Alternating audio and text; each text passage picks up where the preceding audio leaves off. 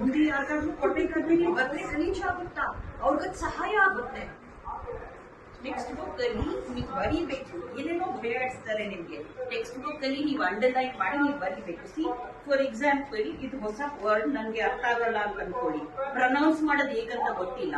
So ನಾವೇನ್ ಮುಂಚೆ ಮಾಡ್ತಾ ಇದ್ರಿ, ನಾವು ಕನ್ನಡದಲ್ಲಿ ಅದನ್ನ ಬರ್ದು ಬಿಡ್ತಾ ಇದ್ವಿ, ಅಂದ್ರೆ ಲೆಸ್ಟರ್ಸ್.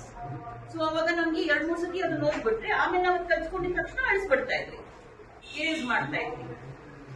ಮಾಡ್ಬೋದಾ ಆ ತರ? ಸೊ ಅಂಡರ್ಲೈನ್ ಮಾಡಿ, ಯಾಕಂದ್ರೆ ಯಾವ್ದು ಡಿಫಿಕಲ್ಟ್ ವರ್ಡ್ ಅಂಡರ್ಲೈನ್ ಮಾಡಿದ್ರೆ ನೀವು ಪುಸ್ತಕ ಏನೋ ಹಾಳು ಮಾಡ್ತಾ ಇಲ್ಲ. ಅಂಡ್ ಪುಸ್ತಕ ನೀವು ಯಾರಿಗೆ ಕೊಡ್ತೀರಾ? ನಾವೇ ಇಟ್ಕೊಡ್ತೀರಿ ಯಾವಾಗ. ನಿಮ್ಗೂ ಅವಾಗ ಗೊತ್ತಾಗುತ್ತೆ.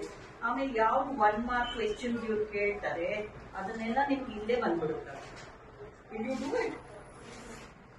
ಇಲ್ಲೆಲ್ಲ ಬರ್ತಿದ್ದಾರೆ, ಬಟ್ ಯಾರು ಕರೆಕ್ಟ್ ಮಾಡಲ್ಲ. ಪುಸ್ತಕ ಕರೆಕ್ಟ್ ಆಗಲ್ವಾ?